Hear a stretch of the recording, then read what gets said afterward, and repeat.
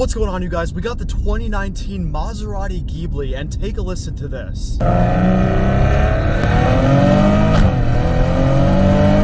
Under this hood, you get a 3-liter V6 that was actually designed and built by Ferrari. This engine makes 345 horsepower and 369 pound-feet of torque, which is decent. It'll do 0 to 60 in 5.5 seconds and the quarter mile in 13.4 seconds, and it has a top speed of 166 miles an hour. Those numbers are all right. So let's start with the exterior. First of all, my favorite part of this whole car is the front grille. I think it looks beautiful and it just makes you look rich, even though this car new was around $80,000, but you can pick one up for only $30,000. And that is what makes this review very special. It's a weird car, and I'll explain why in a second, but the fact that you can get a Maserati 2019 for $30,000 with pretty low mileage is quite enticing. Just on the front end, you have Maserati 4 times. This brand is overly proud of this car. I could see why maybe like an MC20, but in a Ghibli, just wait till you see how many Maserati logos there are on the inside. But you have 2 on the headlights, you have 2 on the front grille, and there's more to come. The front end of this car is relatively big. I feel like for just a V6, they could have shortened it a little bit, but it does make the design look pretty cool. And moving along to the side of this car, you get some of the biggest wheels I have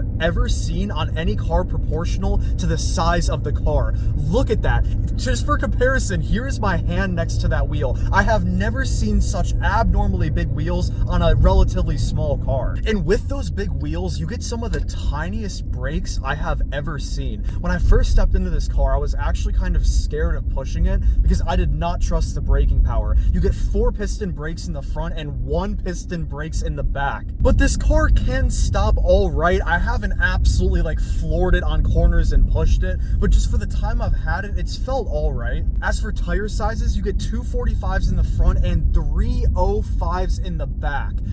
That is overkill if you ask me. I have not even come close to having traction issues in this car at all. I have driven cars with way more horsepower than this one, and they have not had tire sizes that close. Another weird thing is how thin those tires are proportional to the wheels. It makes curbing these wheels way too easily, but I mean, just don't hit a curb. That's not that hard to do. Also on the side of this car, you get another Maserati logo, and I think that one looks pretty clean, but that's one of probably about 100 you're gonna see in this video. Moving on to the back of this car, you get some nice quad tip exhaust, and this does have an active exhaust, and the idle in this car on a cold start in sport mode sounds phenomenal. Take a listen to this.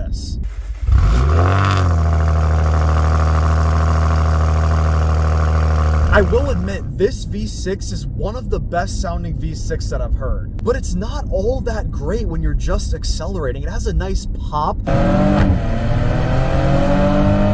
When you shift correctly, it won't pop if you just let the car automatically shift the gears for you. But when you do it manually, you get a nice pop as it climbs the revs. I don't think it's that exciting. In the back, you also have Maserati printed right on your trunk lid, and you also have Ghibli, just to let everyone know, once again, no matter what angle you look at this car, you're in a Maserati. But in the back, there's really nothing too special about the design. I mean, especially at night when you look at it from the back, there's nothing that says this is a cool car. I think that the front of this car is the best giveaway for what you're in. And not to mention, in the front, you have automatic brights, so this car will not let you blind anybody at night. I think that should be literally mandatory for every car to have. I get so frustrated when somebody comes in with 5,000 lumens straight in my eyes at 12 at night. Like, please stop. As a whole, on the outside, I think it has a pretty sleek design. It doesn't have that kind of fish look in the front like a Maserati Gran Turismo, but I think it's overall pretty nice, pretty classy, not too extra, not too little. Is it an $80,000 design? Absolutely not, but $30,000, I would say so. Now let's move on to the interior, where things are nice, but it starts to get really weird. It's like Maserati tried to just reinvent the car scene,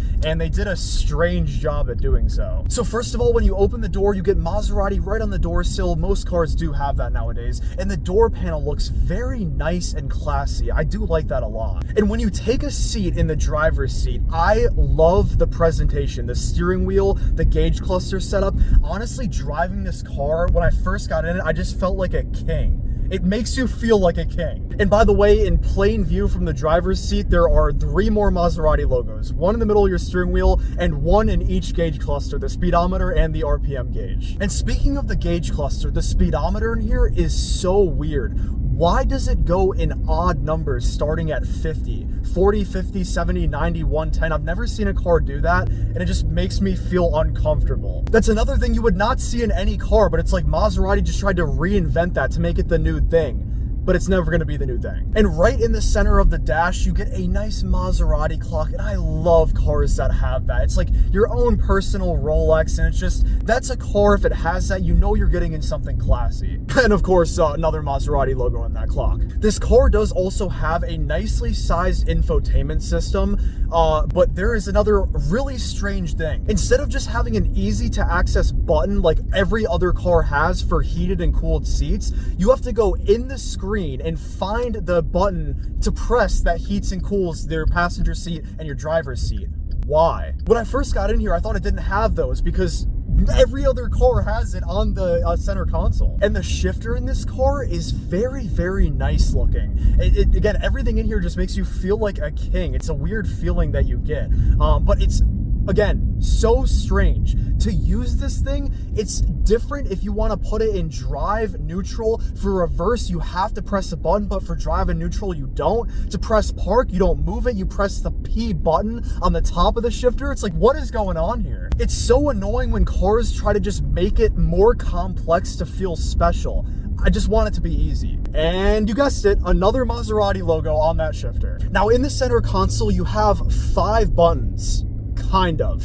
You have a traction button, an auto engine start stop button. You have like snowy mode, icy mode. You have a sport button, which activates that active exhaust and also does have the car feel more responsive and hold higher RPMs. And then you have a button that just does nothing. I guess looking at it, it would look weird if it was only 4, but I don't know. Why, Maserati, why? And get ready for this one. The windows in the front are fine, they work good. The windows in the back don't go down all the way. They only go down like halfway.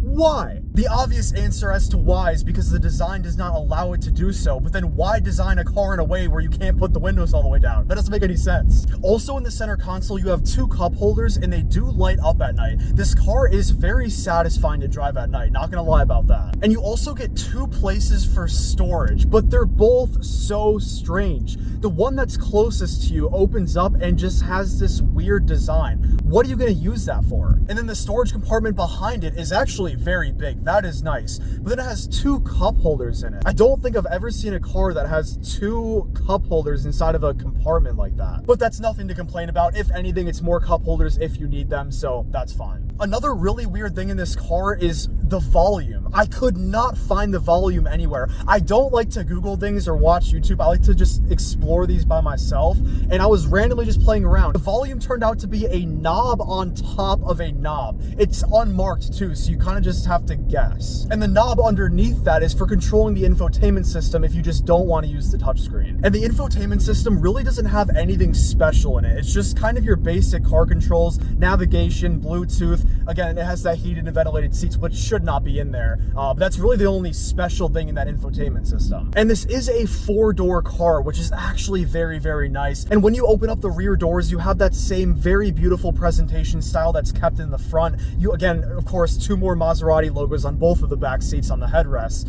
But still, I love the color of this interior, and all the materials used are so nice. And in the back, you also have rear climate control. And when you consider that, again, you can pick one of these up for pretty low mileage used for $30,000, this seems to be quite a bargain if you can get over the odd stuff about this car. Now, reliability is meh, and then the maintenance costs are even more meh. I would not want to deal with that in a Maserati.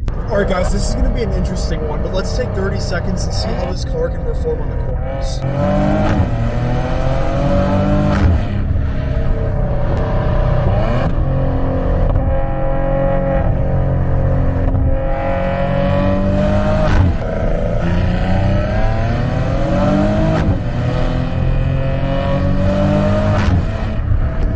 The steering and the control of this car is really not that sharp. All in all, this is a really good car if your main focus is looking like you have a lot of money, even if you don't. And I will say this does offer a very unique driving experience too. Again, sitting in here and just seeing those logos everywhere, and you know, to the untrained eye and somebody who's not a car person, they'll be like, oh, a Maserati, wow. But you can literally, this is the same price as like a new Honda Civic. And you really don't see these that often. I mean, really, how often do you see Maseratis on the road? I feel like they're pretty rare. Let me know what you guys think of this car down in the comments below, and is this worth $30,000? If I have to give you my opinion, yeah, I would spend $30,000 on a low mileage 2019 Maserati Ghibli. But that's only if I had extra money to spend, and I probably would get something else if I'm being honest. But it's a fair price. So that's the end of this video. Thank you so much for watching, and enjoy the edit in 3, 2, 1. Peace.